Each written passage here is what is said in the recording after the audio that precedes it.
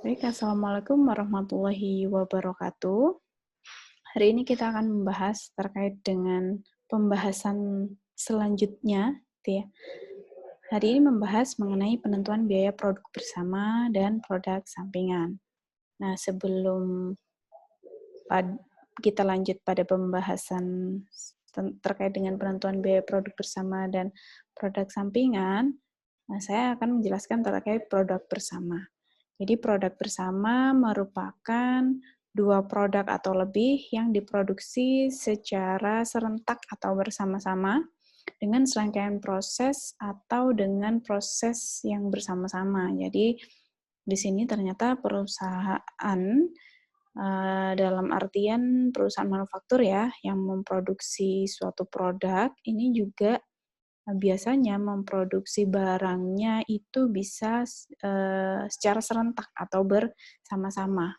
Nah, produk bersama ini atau produk dari hasil produksi bersama dapat dikelompokkan menjadi dua jenis produk. Yang pertama ada produk utama dan yang kedua ada yang namanya produk sampingan. Nah, produk utama sendiri merupakan produk yang memiliki nilai jual yang relatif lebih tinggi daripada produk sampingannya. Namun untuk produk sampingan merupakan produk yang memiliki nilai jual yang lebih rendah daripada produk utamanya. Nah, ketika dilihat dari sisi nilai jualnya, otomatis akan berbeda ya. Yang produk utama pasti lebih mahal daripada produk sampingannya, begitu pula sebaliknya. Nah, di sini dicontohkan ada suatu bahan baku yang namanya minyak mentah.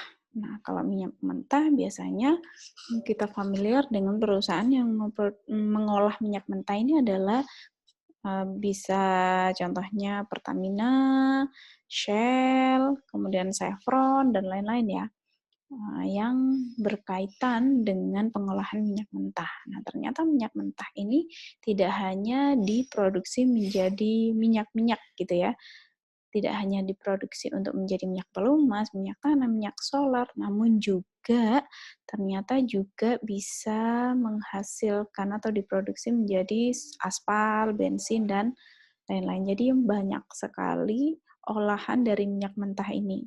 Nah, untuk mengetahui yang mana produk sampingan, yang mana produk utama, teman-teman bisa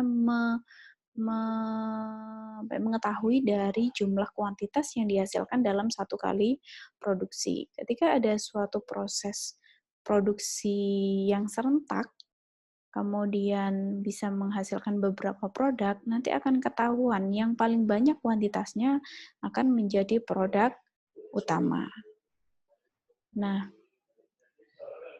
di sini seperti yang sudah saya jelaskan di awal, ini juga salah satu karakteristik dari produk utama dan produk sampingan ketika dilihat dari sudut pandang nilai jualnya. Untuk produk utama, nilai jualnya akan lebih besar daripada produk sampingan. Dan sebaliknya juga dengan produk sampingan, nilai jualnya akan lebih rendah dari produk utama. Di sini dicontohkan beras ya, dan di sini beras yang belum di-slab, istilahnya gitu.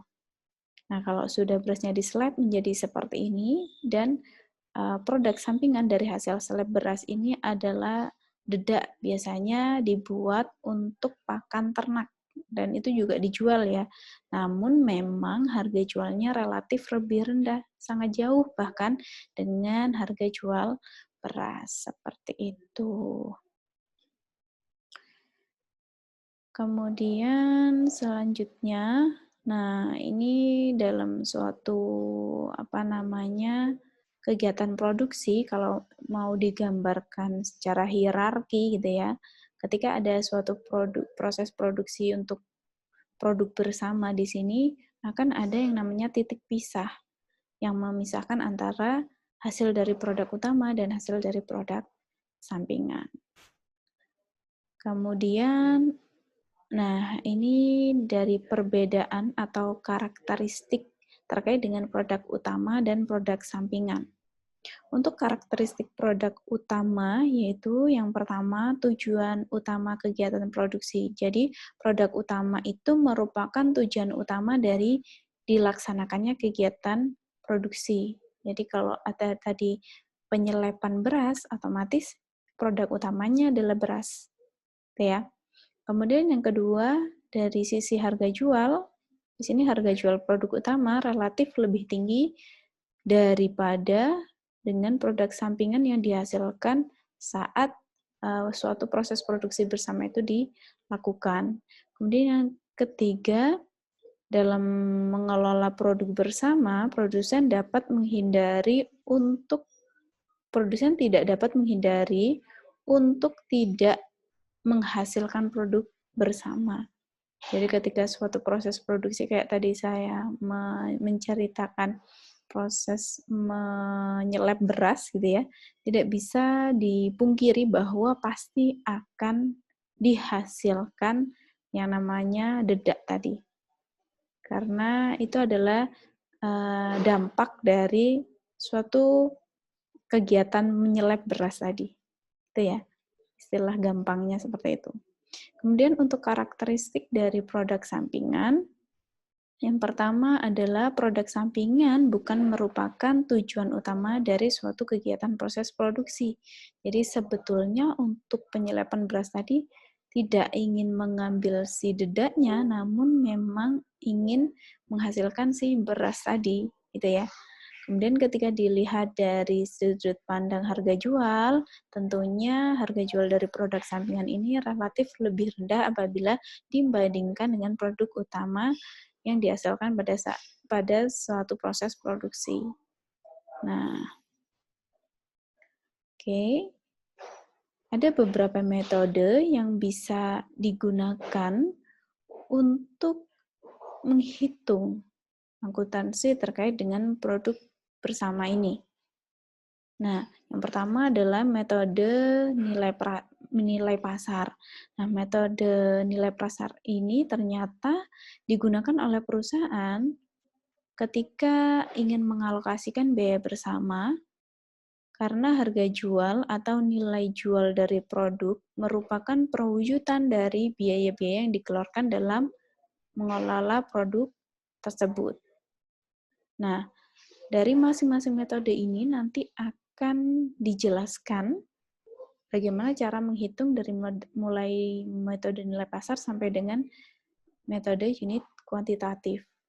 Nah, untuk lebih jelasnya, mending kita langsung satu persatu kita bahas untuk perhitungannya gitu ya.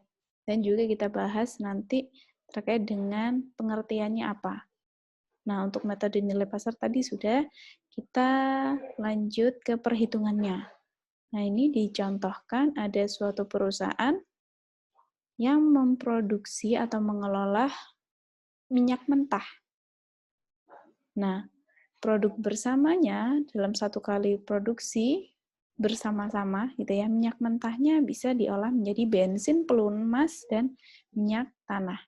Berarti kalau misalnya, dan ini diketahui ya jumlah produk yang dihasilkan atau kuantitas yang dihasilkan. Untuk bensin 40.000 liter, untuk pelumas 35.000 liter, untuk minyak tanah 25.000 liter. Dalam sekali produk bersama diproduksi, bisa menghasilkan total produk 1.000 liter. Kalau teman-teman lihat dari sini, produk utamanya adalah yang mana? Betul, yang paling banyak jumlah produk yang dihasilkan, yaitu bensin. Yang lain adalah produk sampingan. Kemudian harga jual per unitnya ini juga sudah diketahui dalam soal. Kemudian untuk menghitung nilai jualnya, yaitu adalah dengan mengalihkan harga jual dikalikan dengan jumlah produknya. 40.000 liter dikalikan dengan 1.000 rupiah. Dan selanjutnya teman-teman lakukan perhitungan untuk pelumas dan minyak tanah. Jangan lupa ditotalkan berapa nilai keseluruhan dari jumlah nilai jual produk ini. Kemudian selanjutnya kita menghitung nilai jual relatif. Nah, ini adalah persentase dari nilai jualnya. Dari sini, cara menghitungnya adalah 40 juta dibagi dengan jumlah dari nilai jual dikalikan dengan 100%. Sehingga semua hasil perhitungan per produk apabila ditotal menjadi 100%. Kemudian untuk alokasi biaya bersamanya, untuk nominal 1 juta ini sudah diketahui juga dalam soal. Sehingga teman-teman untuk alokasi biaya bersamanya, tinggal mengalihkan nilai jual relatif dengan 1 juta yang merupakan biaya bersama untuk 3 jenis produk ini. Tinggal dikalikan, jadi bisa diketahui masing-masing alokasi. Tentunya ketika dijumlahkan alokasi ini akan menjadi biaya bersama yang sudah ditentukan di awal tadi. Nah, untuk mengetahui biaya per unitnya, teman-teman tinggal membagi dari alokasi biaya bersama ini yang sudah dihitung per produk, dibagi dengan jumlah produk yang dihasilkan. Nah, ini untuk metode nilai pasar. Kita coba lanjut ke metode selanjutnya, yaitu metode rata-rata biaya per satuan. Nah, metode rata-rata biaya per satuan ini merupakan metode yang digunakan oleh perusahaan untuk menghasilkan beberapa macam produk dari suatu proses bersama. Jadi kalau misalnya dilihat dari metodenya, rata-rata biaya per satuan, berarti kita rata-ratakan per biaya satuannya. Tadi kan diketahui kuantitas produk dari 3 ini kalau dijumlahkan adalah 100.000 liter. Kemudian alokasi biaya bersama kita mengetahui bahwa di awal sudah diketahui bahwa alokasi biaya bersama adalah 1 juta. Untuk menghitung metode rata-rata biaya per satuannya, sehingga teman-teman membagi 1 juta ini dengan 100.000 liter. Sehingga ditemukan rata-rata biaya per satuannya terkait dengan alokasi biaya bersama ini adalah Rp10. Jadi kita masukkan ke sini rata-rata biaya per satuan, Rp10 per masing-masing produk. Sehingga teman-teman tinggal mengalihkan saja untuk alokasi biaya bersamanya per produknya gitu ya. Kuantitas per produk dikalikan dengan rata-rata biaya per satuan. Sehingga bisa diketahui alokasi biaya bersamanya per produk berapa. 400.000 untuk bensin, 350.000 untuk pelumas, dan 250.000 untuk minyak tanah. Kemudian kita lanjut ke metode rata-rata tertimbang. Nah, namanya juga rata-rata tertimbang ya, berarti di sini ada angka penimbangnya di sini, atau untuk lebih mudahnya dilakukan pembobotan, gitu ya. Jadi metode ini didasarkan atas asumsi bahwa masing-masing produk yang dihasilkan dalam proses produksi bersama memiliki yang namanya faktor penimbang yang berbeda-beda tentunya setiap produk. Nah, antara lain bisa disebabkan oleh tingkat kesulitan pembuatan produk, kemudian waktu konsumsi, keahlian tenaga kerja, kualitas produk yang dihasilkan, maupun faktor penimbang lain yang dirasa relevan sebagai alasan kenapa diberikan angka penimbang sekian, dan seterusnya. Nah, di sini, untuk lebih mudahnya, teman-teman bisa menggunakan angka penimbang terbesar bagi produk yang menghasilkan jumlah produk yang besar pula. Di sini kan kita punya 3 produk. Untuk lebih mudahnya, angka penimbangnya kita berikan angka 1 sampai dengan 3 juga. Gitu ya. Nah, kemudian untuk angka penimbangnya berapa dari 3 tadi, kan 3 otomatis 1, 2, 3 ya. Nah, yang paling besar ini adalah miliknya jumlah produk yang paling besar pula.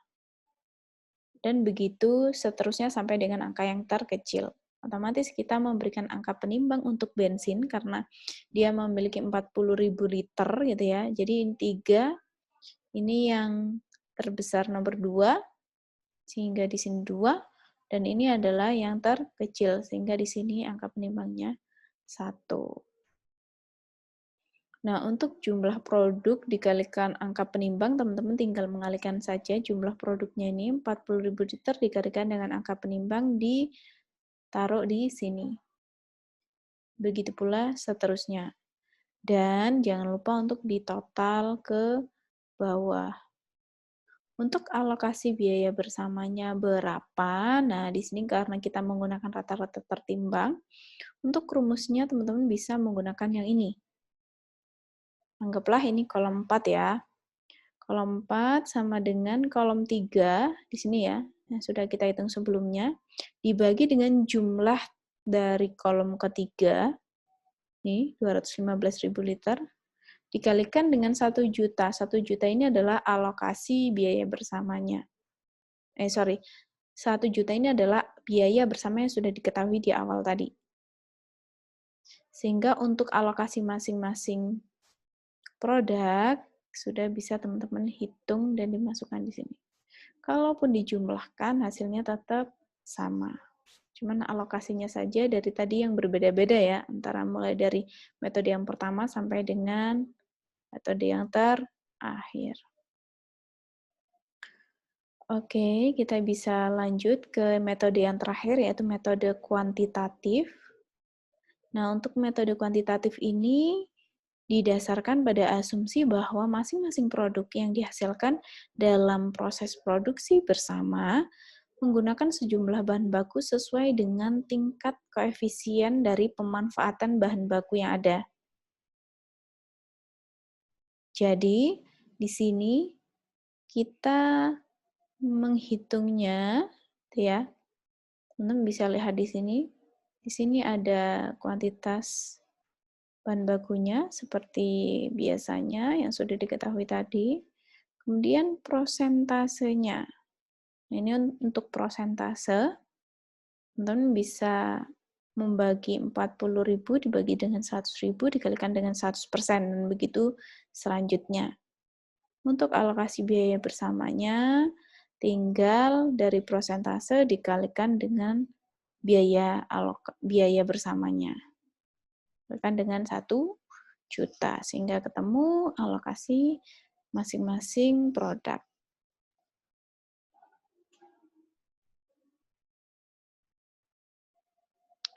Oke, kita lanjut.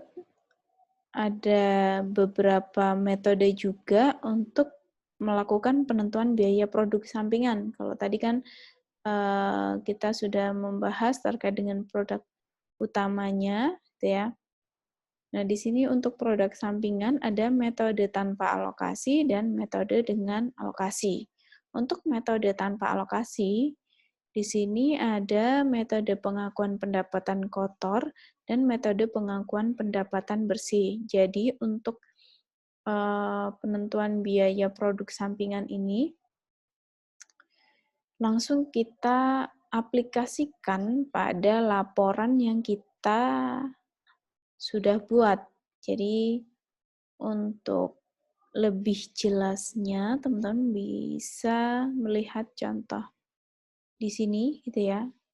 Kita mempunyai suatu perusahaan, di sini ada laporan laba ruginya. Jadi yang kita ubah-ubah gitu ya, untuk produk sampingan ini langsung pada biaya yang dimasukkan pada laporan laba rugi. Di sini teman-teman perhatikan terlebih dahulu untuk laporan laba ruginya, gitu ya. Nah, nanti si produk sampingan ini akan mempengaruhinya di mana, atau menguranginya di mana, atau menambahnya di mana. Itu kenapa tadi ada beberapa metode yang bisa digunakan. Nah, untuk yang pertama ini, pendapatan produk sampingan diakuinya sebagai pendapatan lain-lain. Nah, pada laporan laba rugi tinggal dimasukkan pada pendapatan lain-lain yang dihitung sebelum laba sebelum pajak ini. Ya, komponen dari laporan laba rugi itu selalu ada penjualan. Ya, kita balik lagi ke depan coba.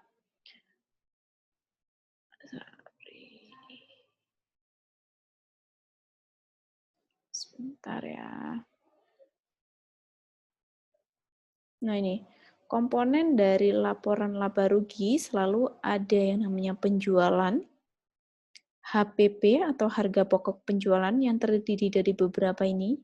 Ada persediaan awal, ada biaya produksi total, ada barang tersedia dijual, dan persediaan akhir. Yang nanti akan ditotal menjadi harga pokok penjualan. Kemudian dari penjualan dikurangi dengan HPP, kita bisa menemukan yang namanya laba kotor. Nah, laba kotor otomatis akan dikurangi dengan biaya-biaya lain, seperti biaya permasalahan dan biaya administrasi. Kemudian kita baru bisa menemukan yang namanya laba operasi. Nah, untuk biaya produk sampingan yang diakui sebagai pendapatan lain-lain, nah, dimasukkannya setelah laba operasi tadi ketemu. Jadi setelah laba operasi ada yang namanya pendapatan lain-lain bisa dimasukkan. Jadi sifatnya menambah karena apa? Diakui sebagai pendapatan. Sehingga kita ketemu laba sebelum pajak. Yang selanjutnya, biaya produk sampingan dijadikan tambahan pendapatan penjualan.